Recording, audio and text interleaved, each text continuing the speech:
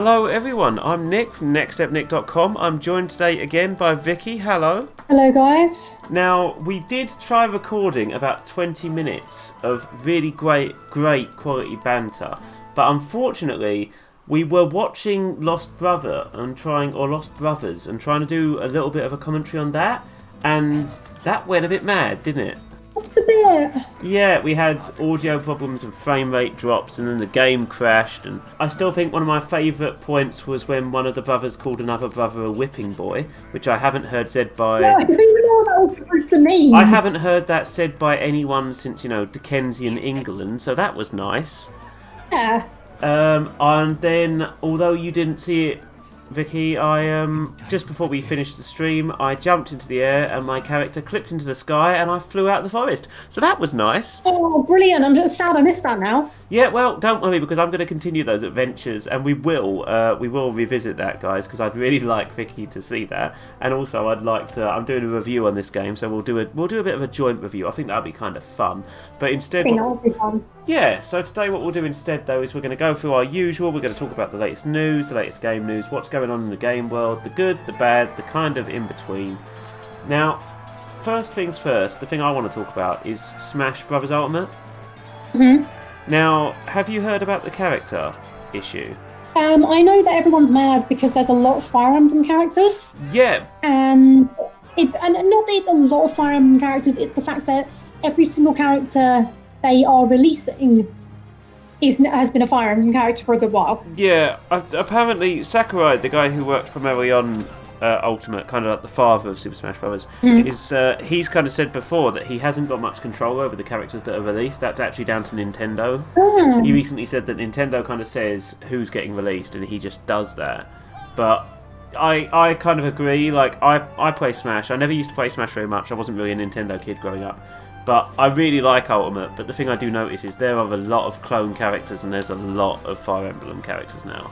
I want Tom Nook to be in Smash. Like, there's the new Animal Crossing game coming out. He just kind of gives you a mortgage and then, like, charges you infinite... doesn't he, like, keep coming into your house and be like, surprise, I'm expanding it for the, 5 hours I played of Animal Crossing. Yeah. Yeah, Tom Nook, Smash. Forget Fire Emblem. Fire Emblem's been done. Tom Nook. You can get villagers in Smash, which I really like. They're actually pretty good, but I'd like to see Tom Nook. Tom Nook's a cool character. Yeah. I feel like Waluigi needs some love. He's not in there yet. Yeah, that's kind of surprising, actually. Well, I mean, I think, to be honest, there's a bit of... Fans would love to see him, but I think Nintendo are a bit worried about it. To be honest, I'd really like to see them... Now that Toby Fox is working directly for Nintendo, like he's now doing the audio for a few games for them and stuff like that, I'd love to see some characters from like Undertale appear, like Sans. I'd love to see a Sans and Papyrus. I don't feel like we ever will, though. I think, to be honest, the next characters are going to be kind of... I wouldn't be surprised if there is another Fire Emblem character in there, at very least. I mean, fans have been clamouring for years to get Sora from Kingdom Hearts into Smash, and it's never going to happen. I had 2 messages this morning. I published a story about the fact that the next 6 characters are apparently going to be the last. Sakurai did an interview with a Japanese magazine, which got leaked already ahead of time, and apparently one of the things he says is that these next 6 characters are the last that they're going to do because they've got plans for other stuff and he can't work on anything else whilst he's working for Smash. And immediately I got messages from people saying, like, do you think Sora will be in this? Is Sora going to be in it? Do you have any information about that? And I don't think he'll ever be in it, to be honest. I feel like it could happen, but I don't think they're going to. With the stranglehold Disney had over Kingdom Hearts 3, I would be very, very surprised if any of the Kingdom Hearts original cast got put into Smash. Plus, the ties that the Kingdom Hearts crew have to Sony are quite strong. Yeah, that's true. And Sony does not play well with others. I mean, they, Xbox and Nintendo tend to do cross-platform, and Sony's kind of coming round to it, but I cannot see them letting IPs disappear. I mean, I say that, though, and I guess you have seen a couple of Sony IPs appear on different platforms recently. I mean, Yakuza has been added to the Xbox Game Pass, and you've just had the Kingdom Hearts games appear on Xbox, so stranger things have happened, I suppose. All I can say is that when they announce it, I will be... If it is turn out to be Sora, I'll be genuinely shocked. Like, I think we've got more of a chance of Kazumi from Persona 5 The Royal getting added than Sora at this rate. Yeah, well, So, they have got Joker from Persona, so they could add more Persona yeah. characters. Yeah, he's a DLC character for the last pack, but apparently this next pack is going to be the last load of DLC characters, and I could see them adding like Waluigi as like a final character, just as like a homage to the fans, but I wouldn't be surprised if Nintendo says more Fire Emblem. I would not be surprised. I'd be a bit disappointed, but I could see it being more Fire Emblem, to be honest. I mean, it's not really a big deal for me because personally I am not into Smash in the slightest. It bores me to tears. But, I mean, there's enough Fire Emblem characters. There are so many. And the problem is as well, is with all of the characters you tend to get duplicates. So you'll get one, then another, and they tend to be quite similar. And like if you've got like a sword user, for example, they're all pretty similar. Don't get me wrong, they have different movesets and stuff, but it does get a bit frustrating when you've got so many characters that are just the same, you know? I mean, like you've got Samus, you've got Dark Samus, you've got Mario, and then you've got Dr. Mario, like stuff like that, where it is kind of like you've put two characters in, but this is kind of just one character with a couple of different moves. Like it's not. Yeah. I don't know. I'd like to see more from it because I really think they've done a brilliant job with Smash. I really enjoyed Smash Bros. Ultimate. It's really converted me to it. But at the same time, I just wish they would expand a little bit. They'd add a few more things into it, but I just can't see it happening, to be honest. That's fair enough. Yeah, so also, what have you been playing this week? So I have been playing copious amounts of Cheat on Neopets because I remembered how to play it, and I get very angry at the CPU because it's bad. And I've also picked up Danganronpa Ultra Despair Girls, which I am very much enjoying because it's such a departure from what I am like used to with the first couple of games. So that is great fun. You're still making your way through the series? Yeah, I started V3, then was told to watch the what it's called Danganronpa 3, which is the anime. Watch the OVA for that, then play Ultra Despair, play V3. So I'm going to do it in order because it kind of makes more sense. And after coming off of my Kingdom Hearts low, it's so nice to have a fairly convoluted Japanese series that's actually written well. Yeah. That I can actually follow. Yeah. It's great. I think it's got some real potential, Danganronpa, but it's never gone, for some reason, it's never really hit the mainstream. Like, it's just not something people tend to talk about, and I don't know why that is. It seems like it's one of those things that's kind of just been skirted over a little bit. I mean, the last game came out in 2017, so maybe the hype's died down a little bit. But the subreddit's very active. It's great fun. They're all just shitposting, and it's great. Like, he gets on subreddits and the fandoms that take themselves super seriously. Like, the Kingdom Hearts subreddit, like, takes themselves super seriously. The Danganronpa one is just all shitposting, and it's glorious. Yeah, I mean, I think that's the thing. Like, they're the kind of games where you can tell a lot of passion and love has gone into them. And so I'm surprised... Yeah, and the translations are superb. Yeah, and I mean, there is a fan base there. I'm just surprised it's one of those games that hasn't taken off. When you look at other stuff that has, it's just surprising to me. I mean, I think the series is... Don't get me wrong, I know the series has done all right, but I'm surprised it hasn't done better than it has. It's done pretty well, but again, it's the kind of thing, it's technically a visual novel apart from Ultra Despair Girls, which don't really do that well over here anyway. Yeah, I mean, I don't think it does as well, is it? I think a lot of them, there's very much like a cult following in certain places, and it just hasn't done as well in the UK. Yeah, I mean, if they were going to come out with a new game, maybe it would hit the big time again, but yeah, you do have to remember, like, the last game came out 3 years ago, so maybe. Yeah, there has been a bit of a lull, really. I mean, it's surprising to me, though, that Persona, for example, there are elements of Persona that I see in Danganronpa, and I'm surprised that they haven't, you know... People who are really clamouring for more Persona didn't ever turn to Danganronpa or vice versa, you know? I mean, they're similar, but I mean, with Persona you've got a whole lot more freedom. Yeah. And, oh my god, Danganronpa is a whole lot gorier, so there's a bit of crossover, but it's also not at the same time. Yeah. I mean, I've been speaking of stuff that's, like, quite dark, gritty, and not gory, but dark and gritty. I've been playing Through the Darkest of Times today. Okay, what's that? Oh, it is very, very dark. I won't say specific words because YouTube kind of flags them, but you basically follow a group of people who are forming a resistance during the war against a specific group of people, and there is no it basically tells you about the persecutions in Germany during World War Two. But cheerful. yeah, it's in depth as well. So it's like you make choices and you have to distribute your resistance members as like agents to do different things, and as you sort of gain more, like people start to get suspicious of you, and you have to make sure that you're balancing their morale against their own personal struggles, against like the money that you're bringing in and stuff like that. And it's good. Oh, Yeah, it's good, but it's very dark. Like, I'm having a good time with it, but there are some scenes that are like kind of disturbing. Like, yeah, it's all done in like an art style that it's not gory per se. yeah. It's very artistically made. Like, there's a style choice there, and it looks nice. But at the same time, it's just, you know, when you play something and it makes you feel uncomfortable, but you're kind of glad it does because that's showing it's doing things in the right way. Do you know what I mean? It reminds me of when I played Valiant Hearts, because I reviewed it for GGS a few years ago. And Yeah. I'm not going to say the spoilers, but all I'm going to say is that the trailer is narrated by the dog, and I cry hysterically every time I watch it, so I don't watch it anymore. And I was so upset at the way it ended, I deleted it off my hard drive because I didn't want it there anymore. It was Really? great. Yeah, it was great, but my God, do I never want to play that game again. See, I have that same relationship with, to an extent, until I realised there was a slight bit more. I have that relationship with Bioshock Infinite, and I also have that relationship with the film Up. Oh, yeah.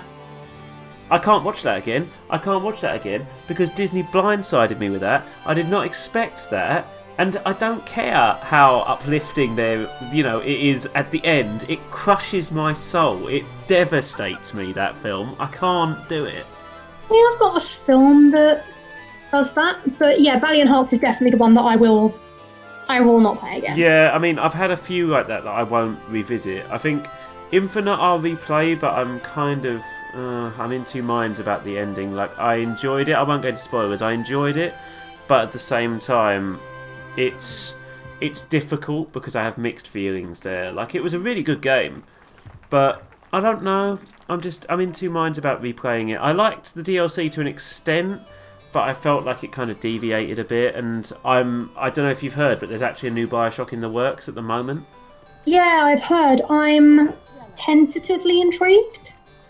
The problem is that the original creator, Ken Levine, isn't involved. Oh well, no. I'm more skeptical now. It's not the same studio. It's not the same people. It's literally just been farmed out to another studio because Ken Levine has gone off and formed his own studio. Oh, have they bought rights for it then? Yeah, basically. I think it's a subsidiary of THQ, so they technically own the Bioshock label.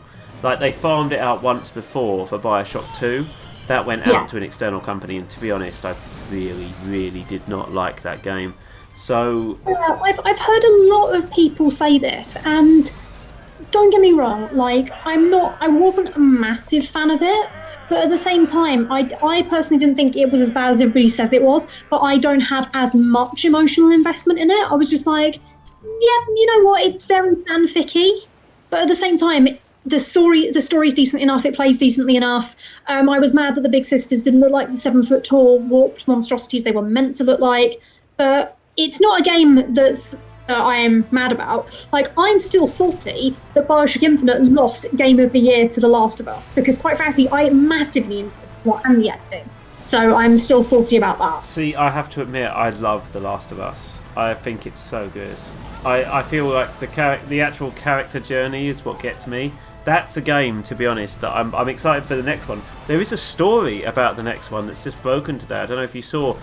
No, I haven't. Well, we were going to get more gameplay of The Last of Us 2, so we were actually going to see how it played. Okay. But because of the coronavirus, that's been pushed back.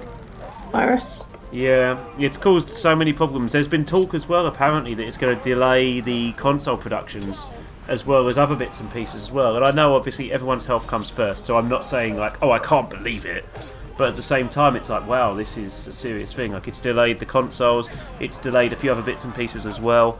There's talk that Sony is pushing back some events, and so are Microsoft. So a few things are going to come a little bit later than was planned now because of it. And one of the things is The Last of Us 2 gameplay. Why did it affect the gameplay though? That's what I'm confused about. I think it's to do with. Well, I'm not. Do you know what? I'm not actually sure. There is a reason though. I can't remember exactly what the reason was, but there is a specific reason why it's been pushed back because of that. Okay. But I think, to be honest, it's kind of a knock-on effect. Like X affects Y, and that is because that's why Z won't appear. If you know what I mean. Yeah. So it's a case of like this service is provided by these people who in turn are from here, and that service isn't running, so we can't do this. Yeah. It's what I kind of get the gist of, but it's pushed so much stuff back. I mean, even with the consoles, it's kind of pushed that back. But there's also more news about that. I don't know if you saw the news about PlayStation today. Well, I say today. Yeah, I did, and I don't know. Are we not just going to see a repeat of what happened with the PS3 on launch? If that's the case.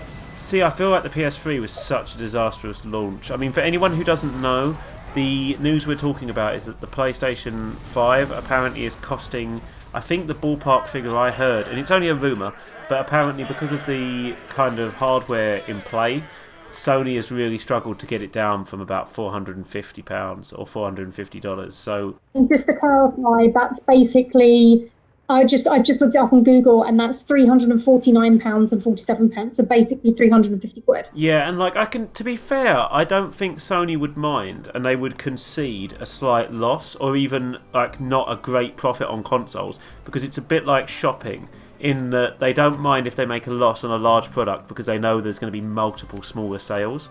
So, you know, you're buying the hardware, don't get me wrong, that's a bit of a profit, but then at the same time they know you're going to be buying a lot of software. Personally, I think that if it does end up retailing at 450 quid, I don't know how much of a difference it will make, to be honest, because like I worked at Game for a little while. I worked when the PS4 launched.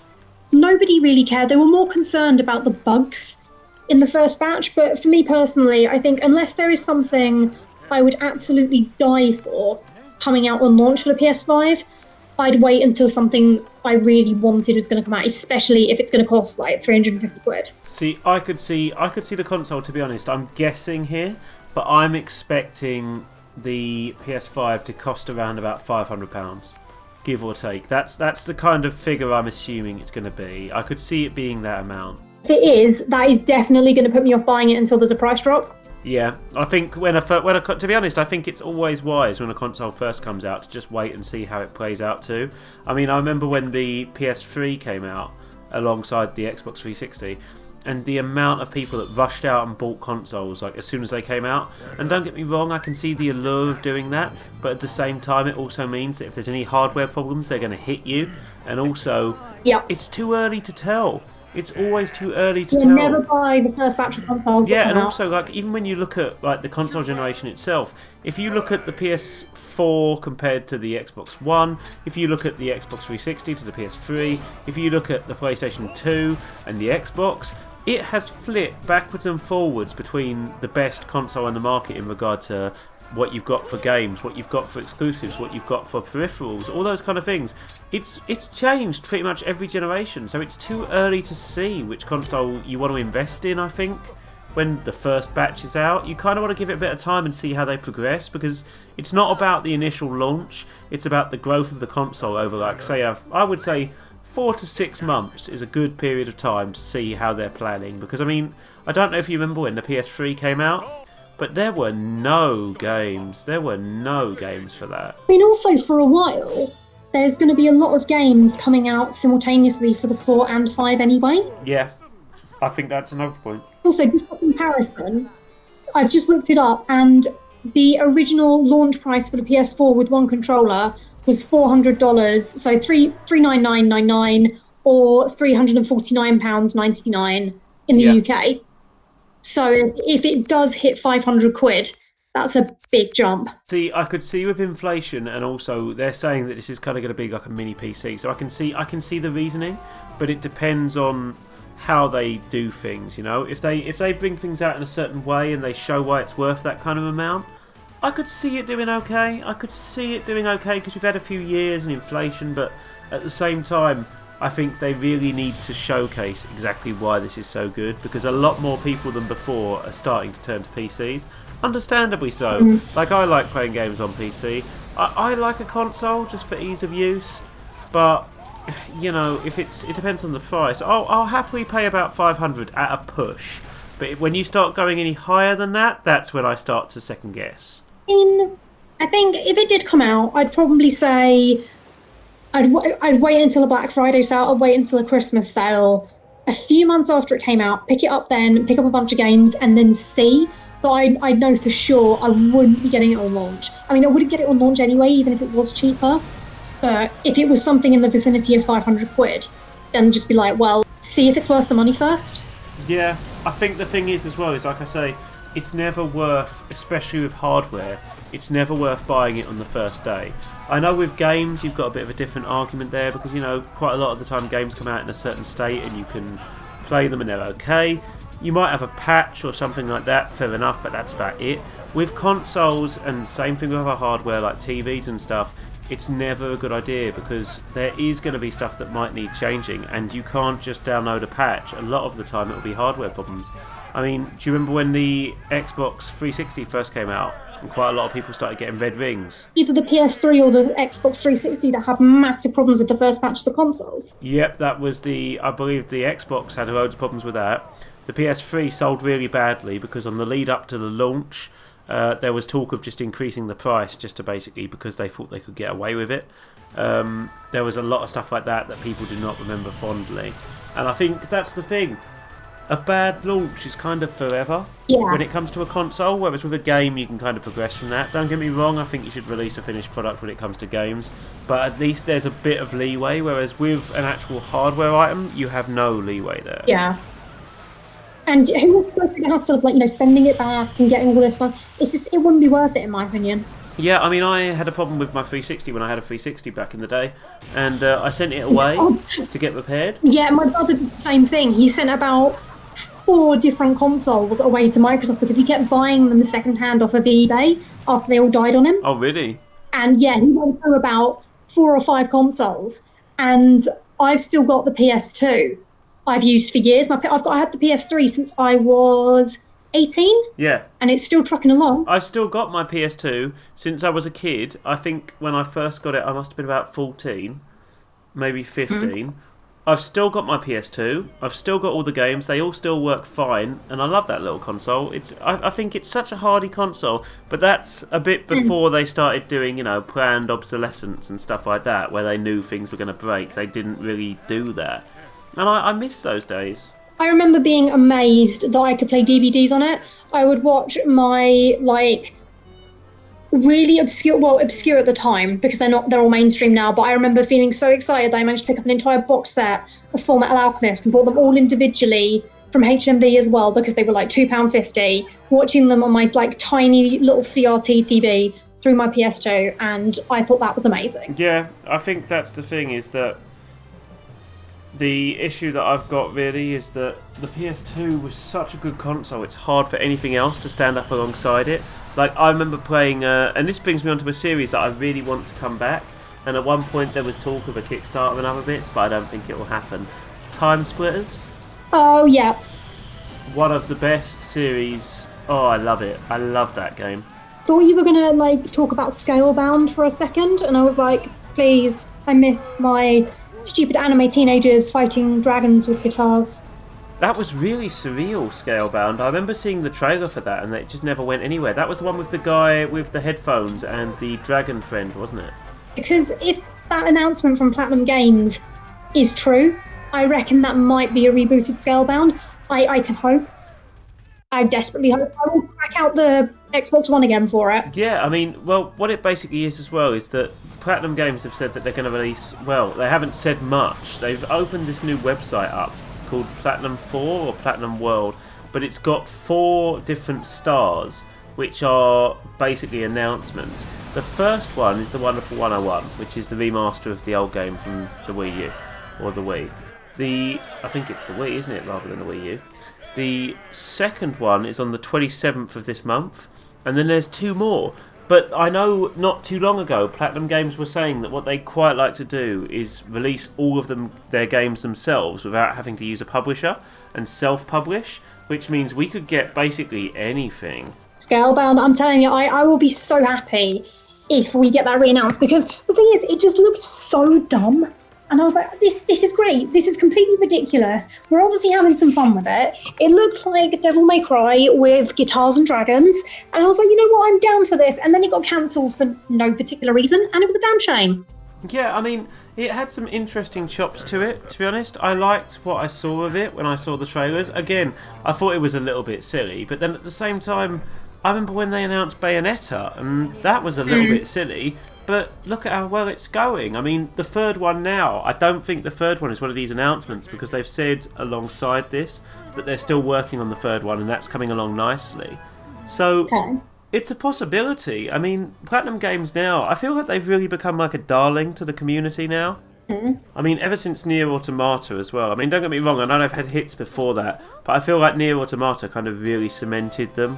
And it's one of those things I applaud because, my God, we need more weird games. We really, really do. Like, we need something with a bit of creativity that isn't shooty war simulator or football. So I am all for Nier Automata and stupid dragon guitar games. Yeah, I'm all for seeing developers take risks. I think it's always a good sign. Yeah, absolutely. Speaking of which, did you ever actually play Nier Automata? Oh, I meant to play it because I wanted to play the first one. I meant to play Nier first. Yeah. And then play Nier Automata, and then promptly put it on my shelf and never got around to it. See, I haven't played much of Nier Automata, but I've liked what I've played so far. I played the original Nier, and I've got to admit, I didn't love it. I didn't love the original Nier. It's a weird game when you look at the actual differences as well between the European release and the Japanese release. Yeah, and I just have a feeling that Nier is going to be one of those series that I adore to high heaven or can't stand because it's too artsy and pretentious for its own good. I feel like it's an interesting game, and I like the idea of it. And a lot of people I like have really said that they respect and love it. But to put it in perspective, one of the character's things is obviously, and this isn't a spoiler or anything, one of the character's things is that, you know, you're sort of contemplating the idea of robots and soul and spirits and stuff like that, and, you know, what makes a person, and yet her name is 2B, as in to be or not to It's just Japan for you. That's yeah. I'm fine with that because that's not like, it's just in there. It's not trying to be fake deep. It's when they try and be fake deep and it's just hilariously bad is when I'm just like, you know what, bye. But no, that's reasonable. Well, I've been loving Death Stranding. I haven't played much of it recently, but I love that game. And one of the things I love about that is the names. I don't know if I mentioned the names of the characters to you. Briefly, I think you did. There is, right, brace yourself. Here are some of the characters' names. There is Die Hard Man. Nice. There is Dead Man. Okay. Heart Man. Okay. Mama. Fragile. Okay. And Higgs. As in, like, the Higgs boson particle. You know what? It's Japanese. I've seen worse. I feel like Hideo Kojima is a real guy for naming his characters as well. He really goes above and beyond in the weird name category when it comes to that kind of thing. But I've really enjoyed the game. I heard as well, I don't know if this is true because I've not gotten far enough, and it's not a spoiler, but I've heard that Die Hard Man's real name, when you don't talk about code names, is John McClane. Which I would love to be true, if it is. Oh, I don't even know. It's a good game. It's surprisingly good, but it's really weird. And I think I feel like that's kind of coming back to our point. Like, I'm happy with a developer that takes risks. I'd always rather see something fall on its face whilst taking a risk than it play it safe and be boring. Yeah, it's kind of, I want them to embrace creativity. I want them to try new things. For me, I think games should be full of colour and fun and wonder, and I'm not a particular fan of the photorealism stuff we've got going on at the moment. Like, don't get me wrong, it's really pretty, but I think we've lost a lot of the fantasy that we did when we had, like, if we're talking about PS2, look at Jak and Daxter. It's kind of worlds like that we don't really have a whole lot of anymore, and I just want colourful escapism world. I don't want to, let's shoot bad man with gun and let's play football. See, I feel like it's one of those things where I think the indie scene is where this is really like flourishing right now. Like, there are so many interesting games in the indie scene that are kind of taking advantage of this lull in the AAA market for like unique graphical experiences. And I really like the look of that. I mean, I like the fact that now you can go into the indie marketplace and there are so many interesting games. And I mean, now especially, we've just had the release of Dreams. I don't know if you saw Dreams, but yeah, for the PS4. And with that, pardon? Is it out now? Because isn't this the same people with Journey and Flower, or have I got that wrong? It's the guys behind Little Big Planet. Okay, sorry, I'm just looking it up now, because if it is the same people who did Flower, I adore Flower and everyone should play it. Oh, okay. I've not really heard anything about Flower, to be honest. Oh my god, it's just incredible. The music's incredible. It's just pure euphoria in a game, and I adore it. What exactly is it?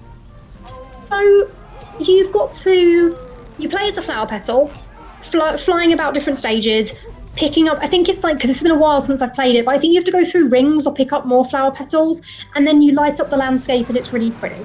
Oh, okay. That sounds interesting. So good. Like, it's just such a good game. Yeah. It sounds very different. Like, what platform is it out on? I think it's on PC, but it released in a bundle a few years ago, so it was on the PS4. So it was like Journey, Flower, and Flow.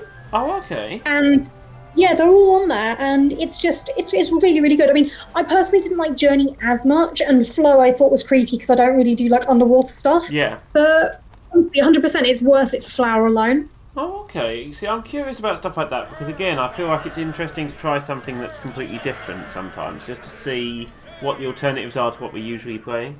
Yeah, I'm just having a look to see if it is the same people, because I always thought it was, but maybe I've got my wires crossed. Well, I really like the look of Dreams because what it's allowing people to do is it just makes it easier for people to make games. I mean, some people have recreated the inside of the start of Fallout 4, and it looks good. Someone else has sort of made their own game where you're playing as, I think it's like a shark. There's some really interesting, unique stuff you can do with the platform. And I think the great thing about that is it's giving people who are interested in game development the opportunity to make something interesting and different. And I'm always up for that. I'm always up for seeing someone tell a story. I'm always up for playing someone's passionate project, you know. I'd rather play a passion project than I would play some AAA game that basically has a massive budget but no real motivation behind it. Exactly. Yeah, no, they're not the same people. I have just Googled it, but the point is, Flower is a work of art, and I absolutely adore it. I actually think it's better than Journey, personally, but just play it. Strong opinion there. I know Journey is like, a lot of people adore that game. It's got some great music, Journey. My kind of thing with Journey is that I played them all in order, so I played Journey last, because on the disc, I think it was the ones that came out, so Flow came out, then Flower came out, then Journey came out. And personally, I love Flower so much, and I got onto Journey, and I don't know, I think it was just, I expected more out of a game that had won 5 BAFTAs. Like, I don't know whether it was just that I didn't find it as deep and meaningful as everyone else did, but Flower seemed to do it in a much simpler way without even trying. So I didn't dislike it, but wasn't my favourite out of the 3. Yeah, I mean, to be honest, talking about BAFTAs... Hellblade won a load of stuff. Bloody hell, Hellblade won like 4, which is great because Hellblade is on my list of things to play, but maybe not when I'm horribly depressed. Hellblade's one of those games where I think it's a real testament to what a development team can do when they're passionate about a project, and I really love the game, but at the same time, it is dark. Like, it's exploring some stuff it's a bit like that game we were talking about earlier. It explores some interesting stuff, and it does make you feel a bit unsettled as it does so. And I think that's great. But at the same time, it means you've got to really be in the mood to play. Yeah. I mean, the one that's most recently gone past, not too long ago anyway, was the DICE Awards. I don't know if you saw the DICE Awards. Didn't know. Well, a lot of stuff did well, but Death Stranding and Control got beaten by a certain Goose. Oh no, but Goose deserves it. Like, Goose is our all-loving overlord, and I accept that Goose... What did Goose win? It won, right? And to be honest, I can see this. It won Game of the Year. It also won Best Independent Game and Best... I think it's Best Main Character. You know what? I'm fine with that. Like, I've heard divisive things about Death Stranding. But to be honest, the fact that it won Game of the Year makes me really happy because you know what? It's a great game and you just get to play as a horrible goose and I'm really pleased for it. It did well for what it was as well, and I think House are a really interesting development team. Like they've done some really interesting stuff, and it's fun. I know people will say negatives about it, but it's fun. I think Death Stranding is again going to be one of those things like Nier Automata where I'm either going to love it or I'm going to hate it. But I do know that I love Untitled Goose Game. Yeah. So I will happily chalk that up for a win. I think that's great. Yeah, I could see that. I mean, one of the ones that was a bit of a surprise was Portable Game of the Year. Call of Duty Mobile, of course, did amazingly, but it was beaten by Sayonara Wild Hearts. Oh, okay. Which is, I think, a bit of a win because it's got a great soundtrack. And it's a really beautiful game. And I feel like Call of Duty is so cookie cutter at this point. The one that won quite a few that I really want to play that I haven't had a chance to play yet is Control, the game from Remedy. That one. So that's the one that's it's by the team Remedy who did the Max Payne games, and it looks amazing. Okay. It's basically a case of you go into a building as you become the new CEO of a building through a series of events, and you have the ability to like manipulate things around you, and the world is constantly warping, and it looks great. But I haven't had a chance to play it yet. Okay. But yeah, it looks like Control, for example, won the Outstanding Achievement in Original Music Composition. It won the Outstanding Achievement in Art Direction. It won the Outstanding Achievement in Game Direction. And it also won... Let me have a quick look. I think that might be it, actually. No, it also won Action Game of the Year. Nice. Beating Sekiro, which was a surprise. Okay. I feel like some of these were really surprising. I was not expecting a few of these. I know it's been a little bit of time since these awards were sort of done, but I still feel like they're really weird. There's some really weird choices. I can see why they were chosen, but it's surprising that they were chosen, if you know what I mean. Yeah, definitely. I mean, Death Stranding did well in technical achievement. Disco Elysium did really well in achievement in story. Audio design was Death Stranding. I can totally see that. The soundtrack's amazing. And yeah, outstanding achievement in character. There he is, little Untitled Goose Game. I'm so proud. I'm so pleased for them. Yeah, and this is one that I'm really pleased about. Outstanding achievement in animation was given to Luigi's Mansion 3, which I think is a beautiful game. Really beautiful game. Which actually beat Devil May Cry, Death Stranding, Days Gone and Call of Duty. The Devil May Cry was great though. Yeah, I feel like Luigi's Mansion though, the thing I like about Luigi's Mansion winning that is that it's a very stylised game, it's very stylistic, and it utilises the Switch, so it can't have the same demands in regard to like graphical fidelity. But it's a really beautiful game. It does. I've played it on Switch and it's such a beautiful game. They do such amazing things with the art direction. It shows that if you have style and you have a specific art direction you're going in, it can look fantastic if you do it right. Nice. I loved it. I loved it from start to finish. Luigi's Mansion 3. I was going to confess, I haven't played it, but you know what? Good on it. I think that it's nice to see surprises at these things, because as bad as it sounds, I do get a bit jaded. I don't know about you, but I tend to think, you know, if I see Call of Duty on something, I'm assuming Call of Duty's going to win because that's where the big money is. Yeah, no, definitely. But it's quite nice to actually... It's nice to see surprises for a change. It's nice to see stuff doing well. And likewise, I know this is going to sound really negative, and this is what a great segue. I'm quite happy to see that Blizzard aren't just getting forgiven for all this stuff recently. Pretty large scale for all the stuff they've been doing. So, yeah, I think they've lost a lot of goodwill with fans. Well, I feel like it's one of those things where, apparently, by the way, they've done a ridiculous number of sales for mobile games recently. So it sounds like you guys do have phones in other countries, but I feel like they're moving more and more into the Activision side of the Activision Blizzard label. Like, they're not really valuing their fans anymore, and it's more just about... Yeah. I mean, don't get me wrong, I'm very sceptical about any company valuing anything other than money, but it's becoming more and more apparent that they just don't care about their own legacy, which is sad. Yeah, that kind of is. I don't know if you're a fan of Blizzard games in general. Not particularly, no. Like, I don't really do online play, and then the whole thing with Overwatch, I was just like, this involves shooting at things that I can't see very well, and also means talking to other people. No thanks. And just, I don't really pay a lot of attention. Yeah, see, I tend to play everything and anything. I'll give anything a go, but I tend to find that stuff will kind of. I don't like monotony, and I find so many things now are just monotonous. I played a bit of that Bleeding Edge, the new game that's just come out, the one that's like a melee-focused, close-range Overwatch.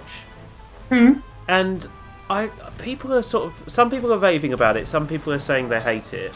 It's a slower paced. I mean, this is people sort of jump down my throat for this, but it's a slower paced, close range Overwatch meets MOBA game, but without any of the major elements from either. It's just like the combat, the animations, and things like that. But it's mostly close range. It's pretty much all close range. I just found it kind of slow and monotonous, and I actually went to do a review of it on Game Pass. But I find that Game Pass runs really badly on my system for anything that's over a certain kind of aspect, if you know what I mean. If it's anything indie, it's fine, but AAA games, I don't know why, but Game Pass seems to like hinder them a bit on my system. Shame. Yeah, but I don't know how I feel about it. I played it for a little bit, and I like the character design, but I found the combat kind of boring, to be honest. But I'll try anything when it comes out. I'm easy to get to play something, if you know what I mean. You can easily get me to play something, but I'm hard to win over. Yeah. Which I don't think is a bad thing. No, I mean, that's fair. Like, I'll give anything story-based a try. I'm not big on shooters or co-op. See, I'm anything and everything, but at the same time, you can lose me very quickly if you make bad decisions with your story writing, and you can lose me very quickly if you make really stupid gameplay decisions. I played a game the other day where literally I can tell that they must have had passion, they must have been interested, but at the same time after 2 seconds of testing, you would be able to tell that there were issues. And the fact that that wasn't done just makes me think, well, if you haven't got the time to bother, then why should I? Yeah, no, that's fair enough. I mean, I feel like I give indie games a bit more leeway than I do AAA games. Yeah. But I think that kind of comes with the territory, because you just look at the budget and the number of people involved, you know? Yeah, that's fair.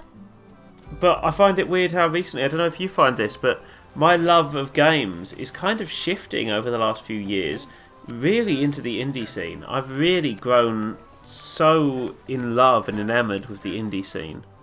Yeah, it's just so nice to see people have the guts to try something different. Yeah, and I feel like you see a lot more in regard to, like you say, risks and just love. There is so much more love, I feel, in the indie scene.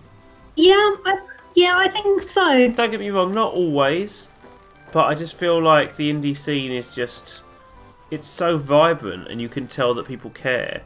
Whereas I feel like more often than not with the AAA market, especially recently, there's just a lack of love. There's a lack of passion. So like, we're going to make what sells, we're not going to make what we want to make. Yeah, and I can understand that. But at the same time, I think it's a case of being able to just say, look, we're proud of this product regardless of how it sells. And I know that you're going for sales, but at the same time, I feel like there's so little pride in the AAA market now. Like, don't get me wrong, you get stuff like Control and your Death Strandings, and you sometimes get stuff like your Luigi's Mansions and stuff like that, or your God of Wars. But more often than not, you're just faced with this, dirge. I mean, look at Kingdom Hearts 3, look at Final Fantasy 15. It's definitely enough to make you jaded. It's a shame, isn't it? But it really is. Oh, well, I guess that's the state of the games industry now. But now, I think from there, we're probably ready to sign off. But before we do, Vicky, would you like to tell us all what has happened with your Neopets? Because you have had a bit of a journey. Basically, the seller has marked the entire parcel as being worth $220, which means I got hit with the customs fee of £45. And bearing in mind that the entire parcel only cost me £98, I'm not happy about that. So I'm going to have to ring Border Force and argue with them and be like, you owe me money. Yeah, I do not envy you. I do not envy you in the slightest. I hope, as I sit here mentally screaming at the cheat AI, but Border Force. I mean, the guy in the post office even said they sometimes just make up the customs charges because they don't know. And I was like, well, that's real helpful. Yeah, I've had negative issues from ordering things from America before. I ordered a hoodie in the past, and I think it cost me double the price of the hoodie for the customs charge. Oh, that's not worth it. I try to avoid it now. If I can avoid ordering things from America.